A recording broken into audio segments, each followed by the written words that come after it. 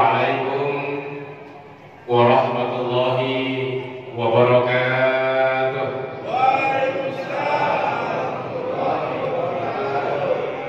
Bismillah, alhamdulillah, wassalatu wassalamu ala rasulillah, la hawla wa la quwwata illa billah, amma ba'du. Rabbi shrah li sadri wa yassir li amri wahlul 'uqdatam min lisani yafqahu qawli. Rabbi zidna ilma warzuqna fahma. Wa qala Allah ta'ala fi kitabihil karim, a'udzu billahi minasy syaithanir rajim. Bismillahirrahmanirrahim. Wa ma arsalnaka illa rahmatan lil alamin. Wa qala an-nabiy sallallahu alaihi wasallam, khairun nas anfa'uhum linnas. Hadirin yang berbahagia, dalam kesempatan yang berbahagia ini, dengan tidak bosan-bosannya kita panjatkan puji dan syukur kepada Allah Subhanahu wa Ta'ala, karena Allah pun tidak bosan-bosannya mencurahkan rahmat, hidayah dan taufiknya kepada kita, sehingga alhamdulillah sampai saat ini, sampai detik ini kita masih diberikan nikmat hidup. Alhamdulillah. Hidup dalam keadaan sehat, sehat dalam keadaan iman, dan iman kita direalisasikan, diamalkan dalam bentuk amal saleh, hablum minallah, dan berbuat baik pada sesama manusia atau hablum minan nas. Dari doa di malam yang penuh keberkahan ini, semoga Allah menerima seluruh amalan ibadah kita. Allah mengampunkan dosa-dosa kita. Allah wafatkan kita dalam keadaan husnul khatimah. Amin. Dan Allah memasukkan kita ke surga. Amin. Bisa berjumpa, bisa menatap wajah yang mulia Rasulullah sallallahu alaihi wasallam. Amin ya Allah ya rabbal alamin. Yang kami hormati orang tua kami, guru kami, sesepuh-sesepuh kami di Masjid Jami Al-Jihad. Alhamdulillah malam hari ini hadir Pak, tidak bisa hadir pada Pak Komandan Komplek Pak Haji Basuki Darmawan, juga Bapak Penasehat Masjid Bapak Haji Bambang Ismayanto SHMH. Yang kami hormati segenap pengurus DKM Masjid Al-Jihad, Bapak Haji Popon Apandi beserta wakil dan seluruh jajarannya, juga Ketua RW, Ketua RT. Kita doakan semoga beliau-beliau ini Allah berikan keberkahan hidupnya. Amin. Diberkahkan umurnya. Amin. Diberkahkan rezekinya. Amin. Diberkahkan keluarganya. Amin. Sehingga bisa menasehati, bisa membimbing, bisa mengajari kita semuanya untuk apa? Saling asah, saling asuh dalam kebersamaan, sama-sama mendapatkan ridho dan rahmat dari Allah Subhanahu wa Ta'ala. Juga sesepuh-sesepuh yang kami hormati, kami banggakan Pak Haji Sokemi. Alhamdulillah dan masih sehat beliau. Juga Bapak Haji Tanwir, juga sahabat-sahabat saya yang alhamdulillah hadir juga pada malam hari ini, dan tak lupa juga para remaja-remaja Masjid Al-Jihad, semoga menjadi penerus yang kita banggakan. Amin. Amin ya Allah ya Rabbal alamin. Hadirin yang berbahagia, alhamdulillah pada malam hari ini kita hadir di tempat yang mulia ini di dalam rangka kita merasa bahagia, kita senang atas apa? Atas kelahiran Nabi kita, Nabi Muhammad Sallallahu Alaihi Wasallam. Jadi malam hari ini kita takdiman wa takriman wa mahabbatan kita mengagungkan, wa takriman kita memuliakan, wa mahabbatan kita mencintai insan yang paling mulia, Nabi akhir zaman, yakni Habibina wa Syafi'ina wa Maulana Nabi Muhammad Sallallahu Alaihi Wasallam. Dan mungkin perayaan Maulid ini masih kita dalam keadaan suasana pandemi. Virus Corona yang sudah hampir 2 tahun lamanya melanda Indonesia, dunia, entah kapan ini Corona ini akan ada. Mungkin ada sahabat-sahabat kita, saudara kita, tetangga kita yang sudah tiada. Sebabiahnya Corona, hakikatnya memang sudah ajalnya. Kita doakan Allah menjadikan penyebab terhadap diampunkannya dosa. Amin. Juga mungkin ada saudara-saudara kita yang terkena sakit, yang sekarang ini sedang sakit apapun, kita doakan semoga Allah berikan kesehatan. Amin. Dan penyebab Corona ini luar biasa, tidak sedikit di antara kita yang luar biasa terkena imbasnya. Dalam menafkahi keluarga, banyak saudara-saudara kita yang di PHK. Termasuk saya sendiri, ya, aktif di dunia travel. KTP saya punya 2 di Indonesia sampai di Saudi. Saya jarang di Indonesia, saya sering berada di Saudi Arabia. Dulu saya beranggapan bahwa travel adalah satu-satunya bisnis yang tidak akan mati. Kenapa? Karena orang pasti beribadah lanjut terus.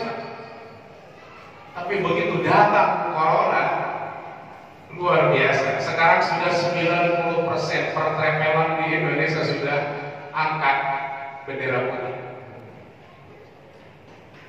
Travel saya ini 75 orang karyawannya. Sekarang tersisa hanya 3 orang.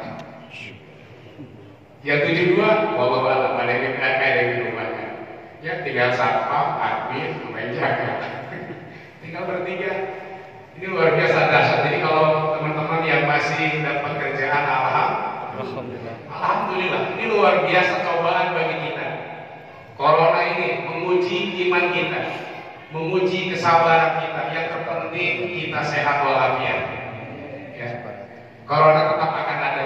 Tapi yang penting bagaimana kita menyikapnya terhadap musibah atau ujian yang Allah berikan kepada kita ini. Insya Allah. Bapak-bapak hadirin yang berbahagia, malam hari ini kita memperingati Maulidun Nabi. Coba siapa tahu bapak-bapak ada yang tahu nih, apa sih bedanya Maulid sama Maulud? Insya Allah nanti hadiahnya umroh. Umroh cuma sampai bandara. Apa Pak bedanya Maulid sama Maulud? Gampang Ustaz, bedanya I sama Bu aja. Maulid sama Maulud. Maulid sama Maulud itu beda. Maulid, nah kalau menurut para santri itu adalah ismul zaman atau ismul makan. Maulid itu menunjukkan waktu dan tempat. Jadi Maulid ini waktu dilahirkannya Rasulullah atau tempat dilahirkannya Rasulullah, itu Maulid. Jadi kalau memperingati Maulid, memperingati hari dilahirkannya Rasulullah. Juga Maulid artinya tempat dilahirkannya Rasulullah. Nah kalau bapak-bapak pernah haji atau umroh dari Sofa lurus, itu ada Maulidun Nabi. Ya Pak ya, dari Sofa, bayangin aja Pak dulu. Suatu saat insya Allah nanti Masjid Al-Jihad bersama Pak Popon bisa umroh bersama Pak ya. Amin. Jadi kok Masjid Al-Jihad sepi sedang umroh, alhamdulillah. Jadi Sofa lurus Pak, itu ada Maulidun Nabi, tempat lahirnya Rasul, yang sekarang sudah diubah oleh pemerintah Saudi menjadi maktabah, perpustakaan. Kenapa? Karena banyak orang yang salah kaprah, bukan menyembah ke Ka'bah, tapi dia malah menyembah ke tempat lahirnya Rasulullah. Sehingga di situ ada peringatan, ada 4 bahasa: bahasa Arab, bahasa Inggris, bahasa Urdu, dan bahasa Indonesia. Artinya apa? Banyak orang Indonesia yang salah yang salah kaprah. Banyak dicoret di situ. Nah, maulid artinya kelah waktu dan tempat kelahiran Rasulullah. Kalau maulud itu istimaful kalau bersantri. Artinya siapa? Yang dilahirkannya. Yaitu siapa? Rasulullah Shallallahu Alaihi Wasallam. Apakah Rasulullah pernah menyuruh kita untuk memperingati maulid? Kata Rasulullah, wahai sahabat, peringatilah hari kelahiranku setelah aku tiada. Ada apa? Secara jelas Rasulullah menyuruh kita untuk memperingati hari kelahirannya. Tidak. Secara jelas Rasulullah tidak memerintah untuk dirayakan hari kelahirannya. Tapi menurut para ulama dalam perayaan Maulid ini, bapak-bapak yang berbahagia, ada dua alasan dalam hal perayaan Maulid. Sebelum kita masuk ke tema ini, yang pertama, Rasulullah SAW sendiri itu merayakan, Pak. Dia bersyukur terhadap hari kelahirannya dengan apa? Dengan jalan dia berpuasa hari Senin. Jadi Rasulullah itu dalam satu minggu hanya 2 hari yang beliau puasa. Hari apa, Pak?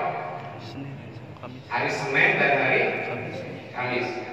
Ini salah satu sunnah Rasulullah, kan? Ketika ditanya Rasulullah, para sahabat, ya Rasulullah, kenapa Anda berpuasa pada hari Senin? Kata Rasulullah, fihi yaumun wulidtu. Pada hari Senin, fihi wulidtu, aku dilahirkan.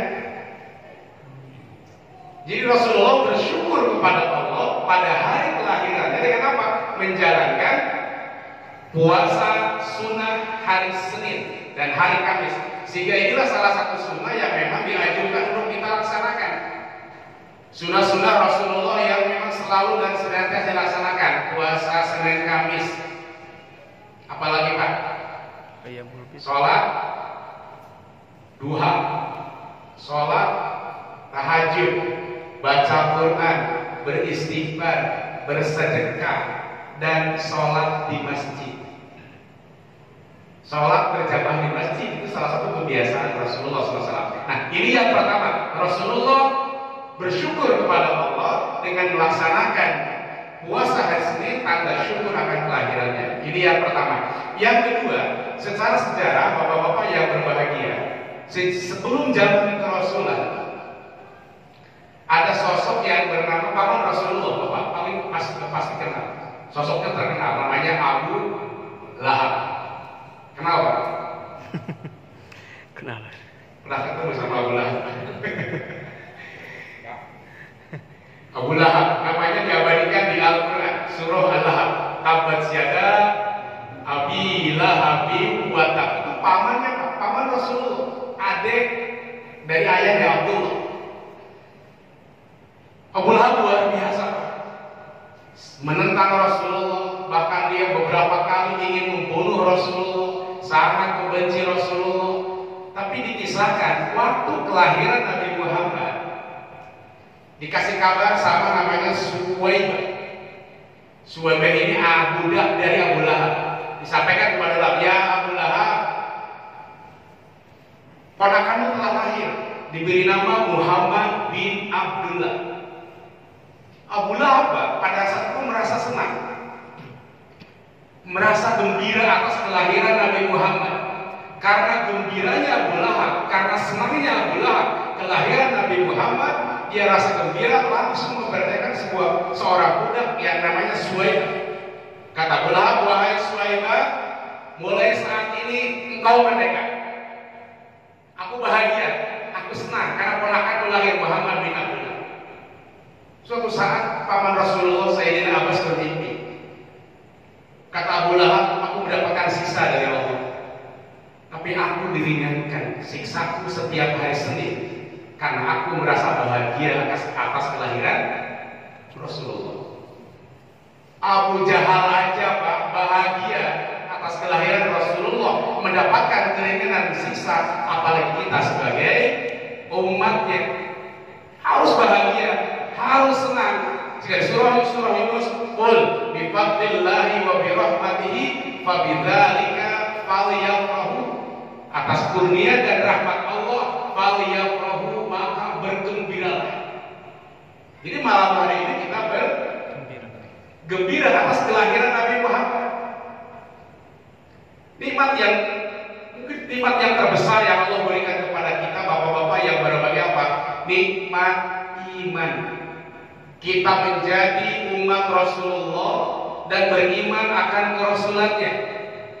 Meskipun di antara kita belum pernah duduk satu majelis dengan Rasulullah, di antara kita belum pernah membawa pedang perang fisabilillah dengan Rasulullah, di antara kita belum pernah mendengarkan sabdanya secara langsung dari Rasulullah, bahkan di antara kita pun belum pernah bermimpi dengan Rasulullah. Tapi alhamdulillahnya kita termasuk umat Rasulullah yang beriman akan kerasulannya. Kata Nabi Muhammad SAW, tuba liman ro'ani wa amanaki, bahagialah orang yang melihatku dan dia beriman kepadaku. 3 kali diulang oleh Rasulullah, summa tuba, summa tuba, summa tuba. Sungguh bahagia, sungguh bahagia, sungguh bahagia liman amanaki walam yaroni, orang yang beriman kepadaku, menjalankan sunnah-sunnahku, walam yaroni, tapi dia belum pernah berjumpa denganku. Bahkan Rasulullah pernah bertanya kepada sahabat di satu majelis yang mulia, kata Rasulullah, tahukah kalian apakah iman yang paling sempurna? Para sahabat menjawab dengan jawaban yang berbeda. Ada yang jawab malaikat, ada yang jawab Rasul, ada yang jawab engkau ya Muhammad. Kata Rasulullah, iman yang paling sempurna, makhluk yang paling mulia adalah bukan para rasul, bukan malaikat, tapi siapa? Dia adalah golongan dari umatku yang iman kepadaku, menjalankan sunnahku, menjalankan perintahku, dia belum pernah berjumpa denganku. Ini nikmat yang terbesar yang Allah berikan kepada kita, adalah nikmat keimanan. Kita menjadi umat Rasulullah Shallallahu Alaihi Wasallam. Oleh karena itu, yuk perbanyak kita bersolawat. Karena salah satu tanda orang yang cinta kepada Rasulullah adalah memperbanyak membaca sholawat. Di majelis yang mulia ini, di malam yang penuh keberkahan ini, semoga kita menjadi saksi atas cinta kita dengan kita sama-sama bersolawat. Innallaha malaikatahu yusholluna 'alan nabi, ya ayyuhalladzina amanu shollu 'alaihi wa sallimu taslima. Salatullah salamullah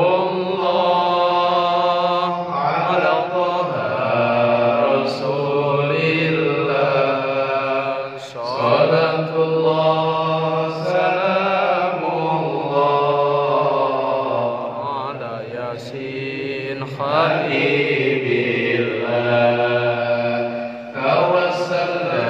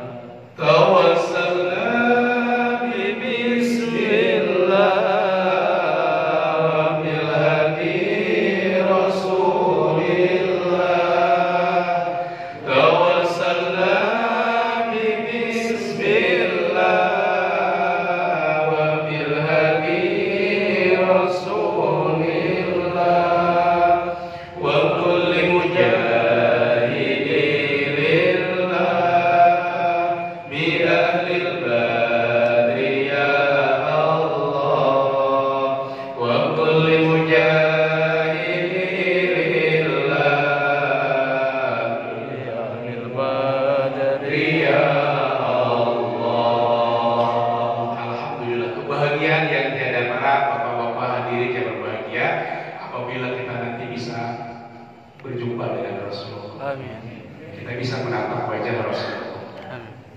Rasulullah jelas mencintai kita, bapak-bapak. Rasulullah nggak pernah mendoakan kaumnya untuk celaka. Berapa kali Rasulullah dizolimi, dicaci, difitnah, dimaki, bahkan dibunuh, apa Rasulullah balas? Tidak. Malah dibalas dengan lantunan doa, Allahumma hdihim fa innahum la ya'lamun. Ya Allah, berilah hidayah mereka karena mereka tidak tahu. Maka ketika Rasulullah akan meninggalkan dunia ini, ketika sahabatul maut, dikabarkan oleh malaikat Jibril, ya Rasulullah, malaikat sudah berjejer di atas aras menyambut ruhmu yang suci. Surga sudah dibuka untuk menyambut ruhmu yang suci. Para bidadari sudah menyambut, sudah siap menyambut. Apa Rasulullah bahagia? Tidak. Rasulullah balik jawab oleh Jibril, ya Jibril, bagaimana nasib umatku? Kita yang ditanya, bapak-bapak. Bagaimana nasib umatku? Kata malaikat Jibril, ya Muhammad, ya Rasulullah, salam dari Allah. Allah mengharapkan surga sehingga engkau dan umat engkau Muhammad masuk duluan. Allah mengharapkan surga sampai umat Nabi Muhammad masuk semuanya. Ketika sakaratul maut, Rasulullah merasakan dahsyatnya. Sakaratul maut itu luar biasa dahsyatnya. Sekelas Rasulullah merasa kesakitan. Lalu apa doa Rasulullah? Rasulullah berdoa, ya Allah, jangan timpakan sakitnya sakaratul maut ini kepada umatku, tapi timpakanlah kepada aku. Aku bersiap menanggung dahsyatnya mati ini. Jangan timpakan kepada umatku, tapi timpakanlah kepada aku. Saking cinta Rasulullah kepada kita. Ketika Rasulullah akan meninggalkan dunia yang fana ini, akan menghadap Allah Subhanahu wa Ta'ala. Apakah siapa yang dipanggil Rasulullah? Apa istrinya? Apakah keluarganya? Apa orang? Tidak, Pak. Tapi yang disebut oleh Rasulullah 3 kata diulang, ummati, ummati, ummati, umatku, umatku, umatku. Kita yang dipanggil oleh Rasulullah. Rasulullah jelas sangat mencintai kita. Pertanyaannya, sejauh mana kecintaan kita kepada Rasulullah? Ini introspeksi di malam Maulid ini. Sejauh mana kita mengenal Rasulullah? Di sini meneladani akhlak Rasulullah, mencontoh Rasulullah. Bagaimana kita akan mencontoh? Bagaimana kita akan meneladani di antara kita belum kenal siapa Muhammad bin Abdullah? Jadi kalau kita belum kenal, Pak, gimana kita mau kagum? Jika ada pepatah mengatakan tak kenal, tak kenal maka tak sayang, tak sayang maka tak kenal, tak kenal maka tak sayang, tak sayang maka tak cinta, tak cinta enggak maka enggak mau berkorban. Apalagi zaman sekarang ini, Pak, zaman teknologi yang luar biasa, kan, idola-idola bermunculan. Ya, yang penggemar bola, berapa gajinya Cristiano Ronaldo? Pasti tahu ya. Berapa gajinya? Sekarang mainnya di mana, Pak? Nomor sepatunya berapa? Tahu? Karena dia kagum. Kalau kita malam hari kita yang koreksi siapa ayah Rasulullah, siapa anaknya, siapa ibunya, siapa kakeknya, siapa yang mensucinya, bagaimana perjalanan Rasulullah dari tahun itu sampai Rasulullah. Kalau kita nggak tahu gimana kita akan kagum? Bagaimana kita akan meladani Rasulullah kalau diri kita sendiri tidak tahu? Oleh karena itu, yuk kita kenal siapa sosok Muhammad bin Abdullah. Kita belajar lagi, kita buka buku sejarah lagi, menghadiri pengajian untuk mengenal sosok Nabi Muhammad Shallallahu Alaihi Wasallam. Karena Rasulullah salah satu luar biasa adalah makhluk yang agung. Jadi kita mengagungkan Rasulullah karena diagungkan oleh yang Maha Agung. Kita memuliakan Rasulullah karena dimuliakan oleh yang Maha Mulia. Kita mencintai Rasulullah karena Allah pun mencintainya. Kita membaca sholawat karena Allah pun mencontohkannya. Ya, kalau Allah memerintah sholat, perintah zakat, perintah puasa, perintah haji.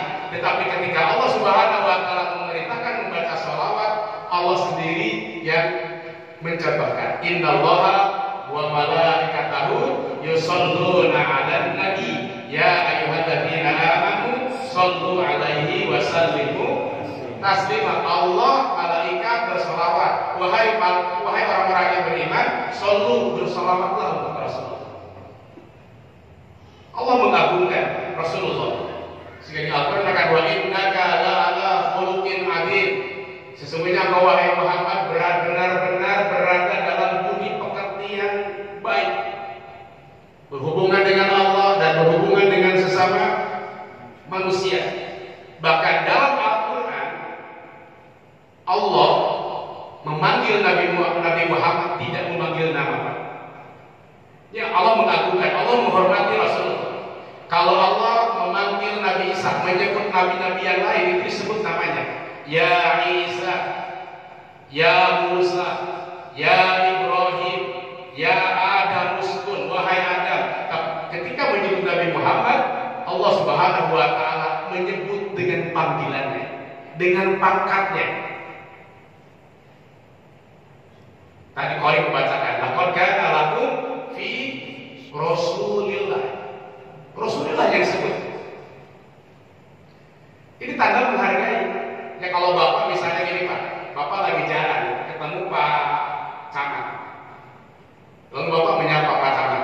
Bapak manggil Pak Camat di mana?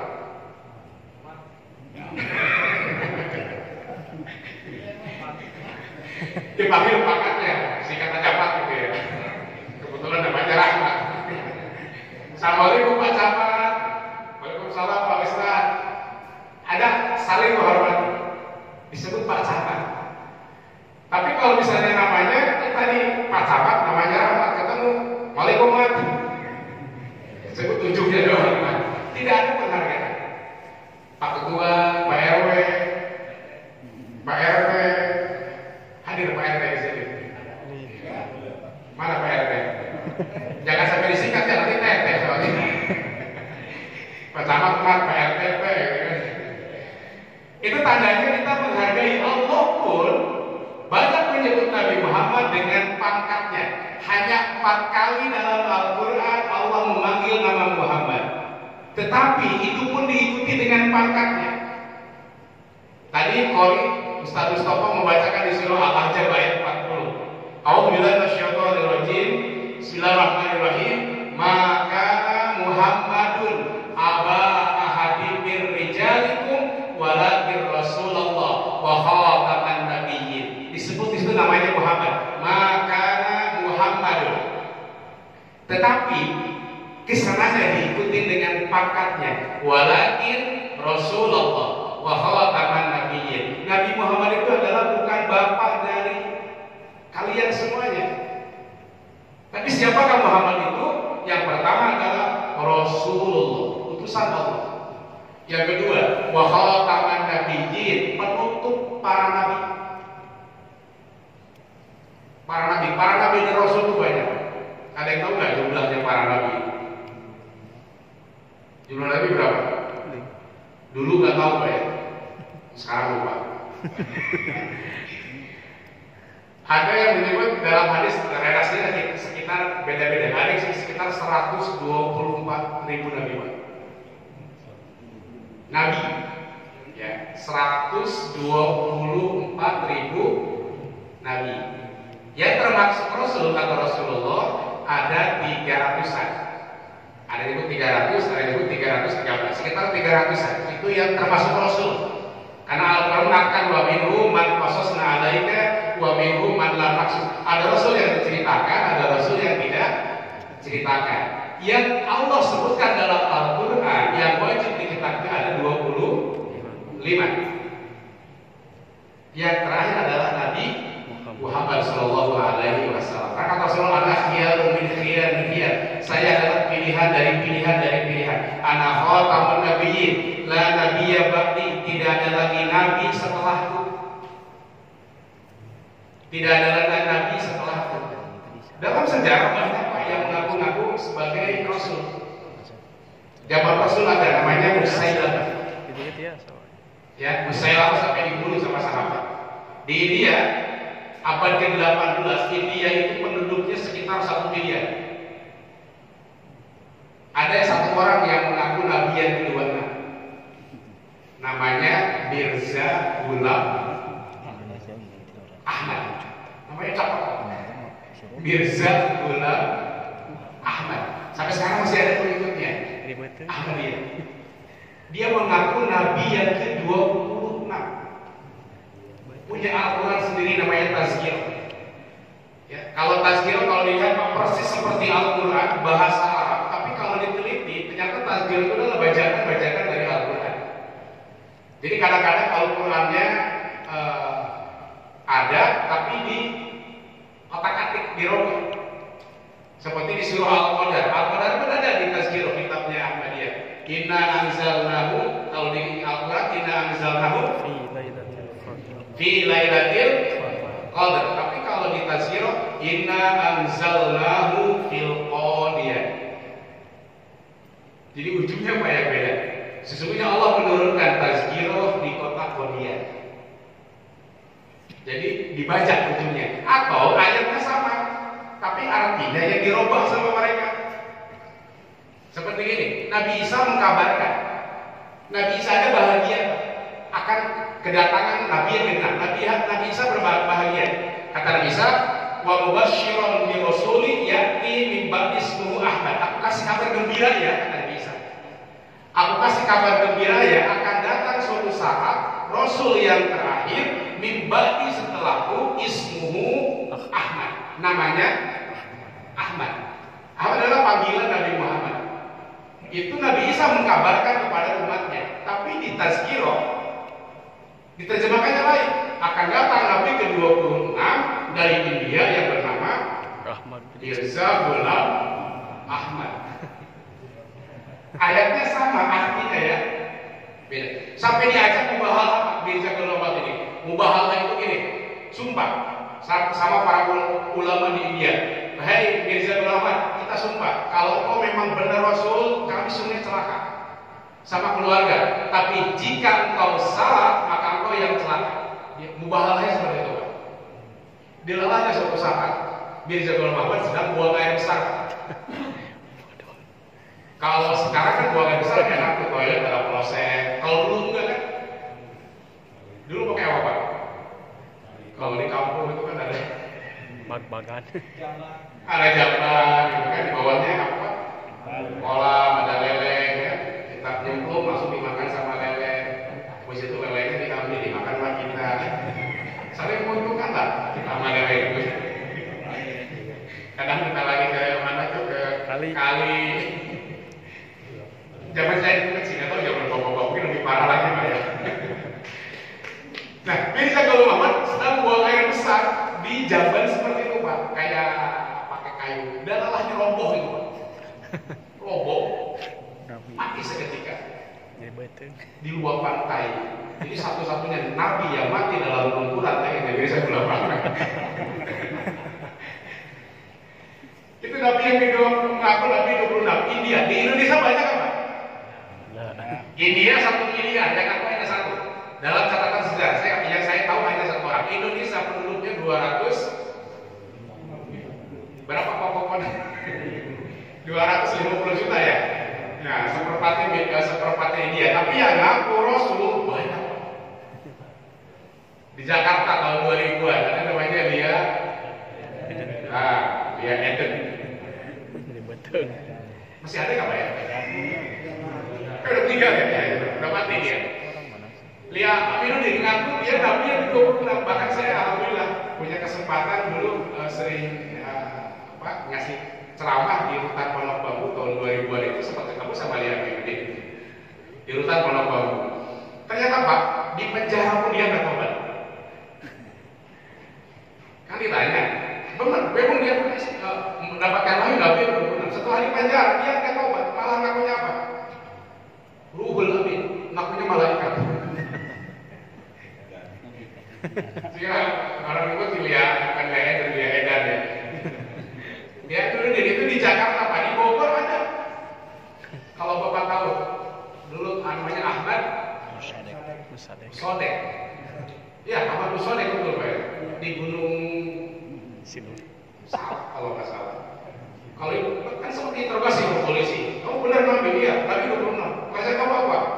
Pelatih badminton. Pelatih badminton dari Nabi. Ya itu namanya Ahmad Musodek. Bahkan di Bandung juga pernah Cecep. Nama udah Cecep. Gak kebayang nanti si Ustaz Mustafa adanya kalau namanya Cecep. Wah, saduanna Cecep. Bahkan di Garut, di daerah kampung saya sendiri juga pernah, Pak. Ada yang ngaku nabi, namanya Tukimin. Pernah nggak, Pak? Itu di era-era zaman Jahilin aja. Itu kisahnya viral di acara Jahilin. Namanya Tukimin, tukang cukur. Tukimin, tukang cukur. Ya kalau bapak yang di sini kan yang banyak apa namanya cukur, potong-potong rambut itu kan 90% pasti Garut ya. Asgar, tukang cukur, Pak. Namanya Tukimin. Aku jadi Rasul. Kalau namanya Tukimin, boro-boro di marhaban aja gak enak. Marhaban ya marhaban, marhaban ya Tukimin. Nah, kembali ke perasaan tadi, Bapak. Allah itu mengagungkan Nabi Muhammad. Allah menghormati Nabi Muhammad. Salah satunya adalah di Al-Quran. Allah nggak pernah memanggil nama, selalu memanggil pangkat. Dan kalaupun Allah memanggil nama, selalu diikuti dengan pangkatnya. Muhammadun Rasulullah. Muhammadun Rasulullah asyidda'u 'alal Qur'an. Dalam Al-Quran menurut catatan saya hanya 4 kali Allah memanggil nama Nabi Muhammad. Di surah Al-Imran ayat 144, di surah Al-Ahzab ayat 40, di surah Al-Fat ayat 29, di surah Muhammad ayat 47. Hanya 4 kali. Sisanya Allah memanggil dengan gelarnya. Laqad kana lakum fi Rasulillahi uswatun hasanah. Kita mengagungkan, diagungkan oleh Allah yang Maha Agung. Kita memuliakan, dimuliakan oleh yang Maha Mulia. Kita mencintai karena Allah pun mencintai Rasulullah SAW. Dan sehubungan dengan tema ini meneladani akhlak Rasulullah dalam masa pandemi ini. Pandemi luar biasa. Kan banyak orang yang sudah ada yang meninggal, ada yang terkena bencana dengan cobaan dahsyat dan lain sebagainya. Nah, firman Allah Subhanahu wa taala mengenai diutusnya Rasulullah. A'udzu billahi minasyaitonir rajim. Bismillahirrahmanirrahim. Wa ma arsalnaka illa rahmatan lil alamin. Dan tidaklah aku mengutus engkau Muhammad illa rahmatan, kecuali menjadi rahmat lil alamin, untuk seluruh alam. Jadi diutusnya Nabi Muhammad Rasulullah bukan untuk orang Arab, bukan untuk orang Islam, bukan untuk manusia saja, tapi lil alamin, untuk seluruh alam. Berbeda dengan nabi-nabi sebelumnya, Pak. Nabi Ibrahim, Nabi Musa, Nabi Isa diutus hanya untuk kaumnya saja, hanya untuk golongannya saja. Tapi Nabi Muhammad tidak, lil alamin, untuk seluruh alam. Kata menurut para ulama, apa yang dinamakan dengan rahmat? Rahmat itu artinya kebaikan. Jadi Rasulullah membawa kebaikan untuk seluruh alam. Kebaikan Rasulullah tidak hanya untuk orang yang beriman saja. Yang tidak beriman pun mendapatkan rahmat dengan lahirnya Rasulullah. Untuk orang yang beriman, kita yang beriman, Rasulullah menjadi rahmatnya apanya? Adanya pelipat-pelipat gandaan pahala yang tidak Allah berikan kepada umat sebelum Nabi Muhammad, yang hanya diberikan kepada umat Nabi Muhammad. Banyak Allah berikan kelebihan-kelebihan kepada umat Nabi Muhammad. Pahala saja Pak, banyak yang Allah berikan, berbeda dengan umat sebelumnya. Di antaranya, setiap tahun Allah turunkan Lailatul Qadar. Satu malam Bapak ibadah, satu malam Pak, setara dengan 1000 bulan atau 80, tahunnya berapa? 88 Pak ya. Kalau misalnya Bapak 30 kali ketemu Ramadan, 10 kali aja Bapak ketemu penuh dengan Lailatul Qadar. 10 kali 88 sudah berapa Pak? 880 tahun. Itu luar biasa, lipatan-lipatan pahala yang Allah berikan kepada kita. Dalam ibadah juga Allah berikan berbeda bagi Muhammad. Seperti ada 3 tempat, Masjidil Haram, Masjidil Aqsa, sama Masjid Nabawi. Salat di Masjidil Nabawi itu lebih baik daripada 1000 rakaat di Masjid Al-Jihad. Jadi 1 rakaat di Masjid Nabawi lebih baik daripada 1000 rakaat di Masjid Al-Jihad. Ilal Masjidil Haram. Di Masjidil Haram 1 rakaat Masjidil Haram setara dengan 100.000 rakaat di Masjid Al-Jihad. 1 rakaat di Masjidil Haram. Jadi orang yang umroh luar biasa Pak. Mudah-mudahan suatu saat bisa umroh ya. Amin. Apa-apa ya. Kok ada yang Masjid Al-Jihad itu luar biasa tuh umroh sama-sama. Tapi jangan sampai nanti habis haji umroh nggak sholat lagi. Kenapa nggak sholat? Kan udah banyak pahala di sana. Tadi di Nabawi 1000, di Masjidil Haram 100.000, banyak pahala. Begitu habis pulang haji Pak, pulang umroh nggak sholat lagi. Karena sudah banyak nabung pahala. Nah ini salah satu apa yang Allah berikan kepada Nabi Muhammad, adanya pelipat-pelipat gandaan pahala. Karena dalam konteks jangankan dalam konteks ibadah Pak, dalam konteks muamalah pun pasti ada perbedaan. Barang itu lain tempat lain harga. Bapak beli kopi di warteg 3.000. Nah, paling banter paling mahal 5.000 lah. Iya kan? Bapak beli di Taman Mini berapa Ustaz? 10.000. Tapi kalau di bandara, kalau saya lagi bawa jamaah umroh, iseng-iseng saya ngopi dulu, sebelum terbang ngopi dulu, kopinya sama kapal api hitam, itu harganya 50.000. Kopinya sama, rasanya sama, lain tempat, lain harga. Begitupun dengan pahala yang Allah berikan kepada umat Nabi Muhammad. Nabi Muhammad menjadi rahmat bagi yang beriman dengan adanya pelipat-pelipat gandaan pahala, menjadi kebaikan. Bahkan Rasulullah SAW juga mencapai titik ridho. Allah berikan kenikmatan sampai puas. Kata Allah, apakah aku sudah puas ya Rasulullah? Kata Rasulullah, aku sampai puas. Wala saufa yu'ti rabbuka fatarda di surah Tuhan. Dalam sebuah tafsir, aku merasa puas ya Allah kalau seluruh umatku masuk surga. Jadi kepuasan Rasulullah SAW kalau seluruh umatnya masuk surga. Semua umat akan masuk surga kata Rasulullah. Illa man aba, kecuali yang gak mau.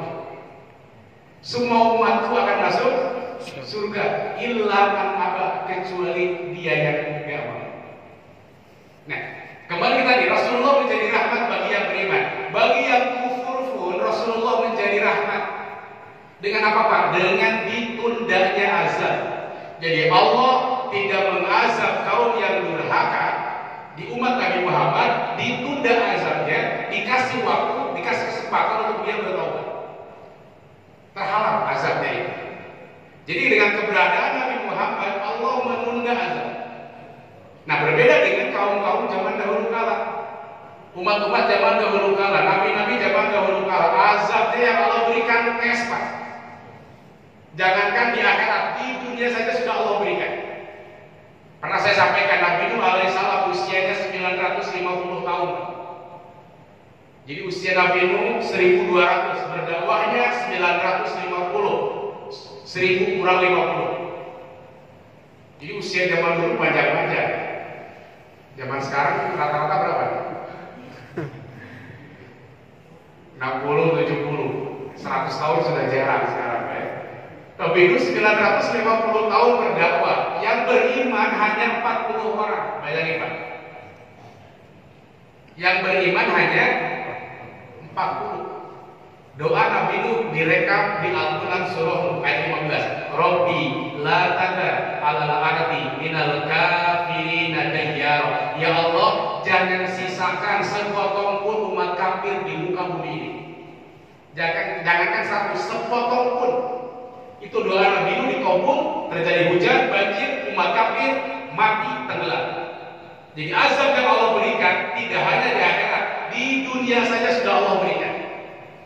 Begitupun dengan kaum Nabi Lut alaihissalam di daerah Sodom, Jordan sana.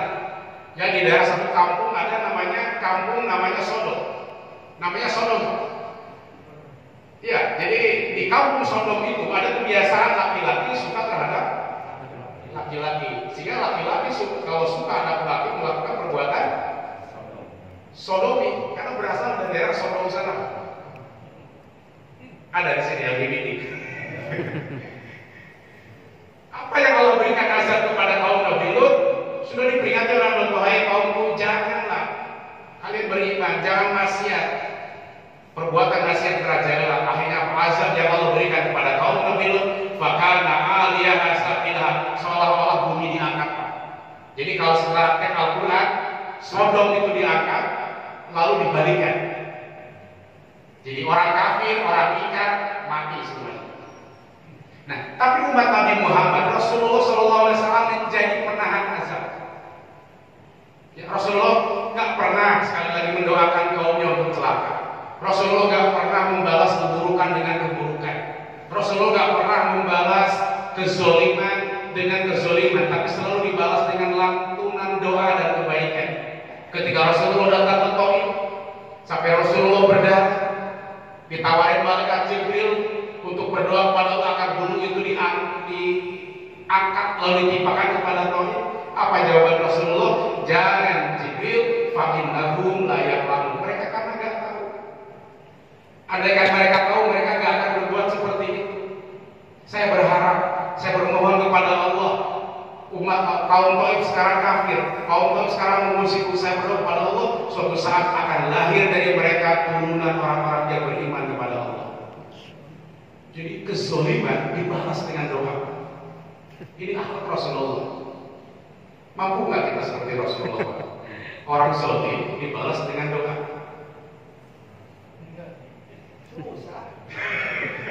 Susah betul Pak ya. Itulah makanya bedanya kita dengan Rasulullah. Rasulullah itu luar biasa Pak, dicaci, dimaki. Ini kan kisah yang sahabat yang populer itu, Rasulullah lagi jalan kan dilempar apa? Dilempar kotoran unta. Ketika yang melemparnya sakit, Rasulullah yang datang duluan tengok. Yahudi buta, benci Rasulullah, ngomongin Rasulullah, Muhammad itu gila, Muhammad itu sihir, jangan dekati Muhammad, kalau dekati Muhammad kamu akan terpengaruh. Yahudi yang buta. Tapi Rasulullah SAW tiap hari memberikan makanan kepada Yahudi buta. Ketika Rasulullah sudah wafat, digantikan sama Abu Bakar, kata Yahudi, siapa engkau? Kau beda dengan yang setiap hari memberikan makanan kepada yang biasa beri makan kepada orang dalam lembut, belayarnya lembut, kata-kata penuh dengan kelembutan, beda dengan kau.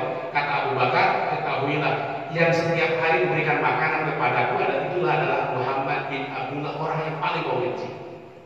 Sampai Yahudi meneteskan air mata. Ternyata dia nggak nyangka orang yang paling dia benci, ternyata dia yang paling memperhatikan memberikan makanan. Kezaliman dibalas dengan lantunan doa. Keburukan dibalas dengan kebaikan. Saya tanya bapak-bapak nih, Pak, kira-kira perbuatan buruk boleh dibalas ya Pak? Boleh. Buruk, zalim boleh dibalas nggak? Boleh. Bapak nggak dosa nih, tiba-tiba dizolimi, dicicak, dicaci, difitnah, Pak. Pertanyaannya boleh nggak Bapak membalas? Boleh Pak? Boleh dikit ya? Boleh, betul boleh. Islam akan ajaran menurut saya boleh membalas, tetapi yang setimpal Pak. Tetapi memaafkan itu yang lebih baik. Memaafkan, mendoakan lebih baik. Misalnya dicaci, difitnah, dimaki, besoknya kirim bolu aja. Dalamnya racun, punya angka. Ya kan Syekh Jafar Siddiq kan pernah Pak dicaci, difitnah, dimaki, malah dikasih bolu sama Syekh Jafar Siddiq. Kata muridnya, ya Syekh, itu orang benci sama engkau, itu mencaci, menfitnah. Kata saya Jafar Siddiq, doanya gini, ya Allah, jika cacian itu benar, maafkanlah aku. Dan jika cacian itu salah, maafkanlah dia. Indah doanya Pak, dikirim bol. Kata saya Jafar Siddiq, ketoleh wahai muridku, orang yang caci, orang yang maki, orang yang zalim, hakikatnya dia kasih pahala kepada kita kalau kita sabar. Kalau nggak sabar kata bolehlah balas. Misalnya gini, bapak lagi jalan nih, tiba-tiba dipanggil monyet. Boleh balas Pak? Boleh. Apa balasnya? Monyet lagi. Setimpal. Tapi memaafkan memang lebih utama. Makanya namanya manusia kan tersinggung. Dibilang babi lagi. Jangan dibilang monyet, jauhnya monyet, anjing, babi. Cuman dia dibilangin monyet, dibalas tapi dengan pukulan. Ya kan? Kan boleh. Kalau dipukul satu kali, boleh lagi dipukul satu kali. Itu kan penjagaan. Buruk dibalas buruk, boleh, tapi yang setimpal. Memaafkan lebih utama. Kata ulama, buruk dibalas buruk itu balas dendam. Baik dibalas baik, balas jasa. Baik dibalas buruk, luar biasa. Tapi yang luar biasa, keburukan, kezaliman dibalas dengan kebaikan. Ini akhlak Rasulullah Shallallahu Alaihi Wasallam. Makanya rahmat itu artinya kebaikan. Yuk sama-sama kita menjadi apa? Menjadi rahmat, menjadi kebaikan. Untuk siapa? Untuk diri kita. Menjadi kebaikan untuk diri kita. Syukur-syukur bisa membawa baik keluarga. Syukur-syukur bisa menebar kebaikan kepada kiri dan kanan. Syukur-syukur bisa membawa kebaikan, menebar kebaikan untuk komplek hankam ini. Karena dalam konsep Islam, khairun nas anfa'uhum linnas. Sebaik-baiknya manusia bukan yang paling banyak hajinya, bukan yang paling banyak umrohnya, bukan yang paling banyak tahajudnya, tapi khairun nas anfa'uhum linnas. Sebaik-baiknya manusia adalah yang memberi manfaat, memberi kebaikan untuk manusia yang lain, untuk sekitarnya. Apa yang kita miliki kebaikan, yang kita sedekahkan. Ada golongan orang-orang yang Allah berikan kelebihan dengan harta, hartawan, hartanya banyak, maka jihad yang paling utama adalah dengan hartanya. Jadi orang yang kaya, jihad yang paling utama adalah dengan hartanya. Menyumbang masjid, membantu sesama, ada orang susah dibantu, jihad dengan harta. Ada orang yang punya ilmu, maka jihad yang paling utama adalah dengan ilmunya. Mengajari, bukan membenci, membimbing, tidak membanting, ya kan, mengasihi, mengasuh. Dengan ilmunya dia bisa memberikan ilmu yang bermanfaat kepada sekitarnya. Harta tidak punya, ilmu tidak punya, yang punya tenaga, boleh dengan tenaga. Ada kerja bakti, tenaganya disedekahkan Pak. Membantu orang dengan tenaganya. Harta nggak punya, ilmu nggak punya, tenaga udah level ya? Mati. Nah, Pak. Mati. Doa, kan masih ada doa. Berikan doa yang terbaik. Harta nggak punya, ilmu nggak punya, tenaga sudah nggak ada. Kata Rasulullah, tabassuka ala akhika shadaqah. Senyum kepada saudaramu adalah sedekah. Udah banyakin senyum aja lah. Ilmu nggak punya, harta nggak punya, ya kan, tenaga nggak ada, udah senyum aja. Pulang dari pengajian sih sudah senyum aja. Ada orang senyum, ada orang senyum juga. Artinya apa? Dengan senyum itu kan membahagiakan,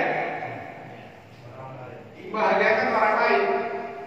Tadi Pak Popon alhamdulillah sudah menyampaikan luar biasa konsepnya Pak Popon tadi dengan musyawarah dan sebagainya, sehingga unsur-unsur yang ada dalam sini bergerak. Apa? Memberikan kebaikan. Ada yang punya ilmu, sedekahkan ilmunya. Punya harta, sedekahkan hartanya. Jangan sampai ada orang yang harta tapi dia jihad dengan tenaga. Yang utama orang yang orang kaya jihadnya dengan hartanya, berilmu dengan ilmunya.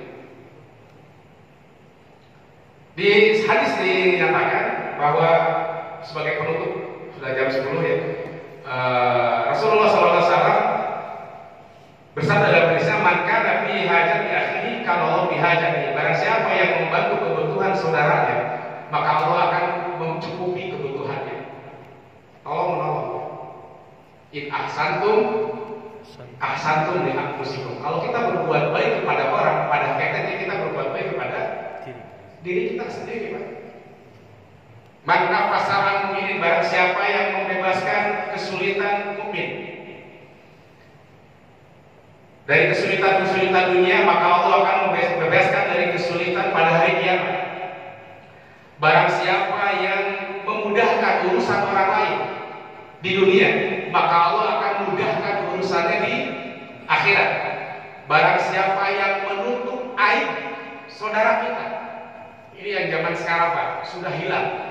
Barang siapa yang man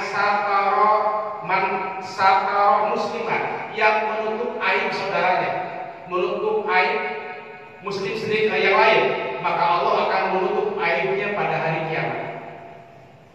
Zaman sekarang orang aib diumbar, viral. Kan kata Rasulullah, tutup aib. Maukah kalau ditutup aib nanti pada hari kiamat, maka tutuplah aib saudaramu. Wallahu fi aunil abdi ma kana al-abdu fi auni akhi. Allah akan menolong hamba maka al-abdu fi auni akhi, selama di antara kita saling menolong. Mudah-mudahan jamaah Masjid Al-Jihad ini Allah berikan keberkahan. Amin.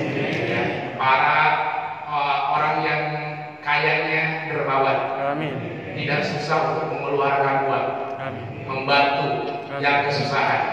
Mudah-mudahan para ustaz, para alim ulama juga membimbing dengan penuh hikmah. Amin. Membimbing dengan tidak mencaci maki. Amin. Yang memberikan rasa ukhuwah Islamiyah, kebersamaan.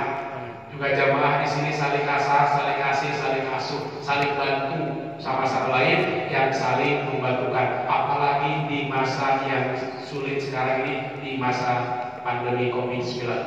Kita doakan semoga pengurus TKM Masjid Al-Jihad Allah berikan kekuatan. Amin. Untuk membawa jamaah ini meraih rahmat dan ridho Allah Subhanahu wa taala dan kebahagiaan bagi kita. Sehingga kita berkumpul di Masjid Al-Jihad, sehingga kita duduk di Masjid Al-Jihad, suatu saat nanti kita berdoa kepada Allah, ya Allah kumpulkan kami kembali di surga nanti bersama Rasulullah sallallahu alaihi wasallam. Insyaallah.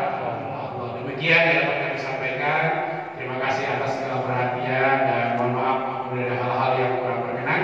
Semoga pertemuan kita mendapatkan rahmat dan perpisahan kita mendapatkan ampunan dari Allah Subhanahu wa taala.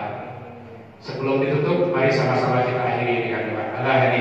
Al-Fatihah. A'udzubillahi minasyaitonir rajim. Bismillahirrahmanirrahim. Alhamdulillahirabbil alamin, arrahmanir rahim, maliki yaumiddin. Iyyaka na'budu wa iyyaka nasta'in. Ihdinas siratal mustaqim. Siratal ladzina an'amta 'alaihim ghairil maghdubi 'alaihim waladdallin. Amin. Allahumma shalli wa sallim ya Allah ya rabbal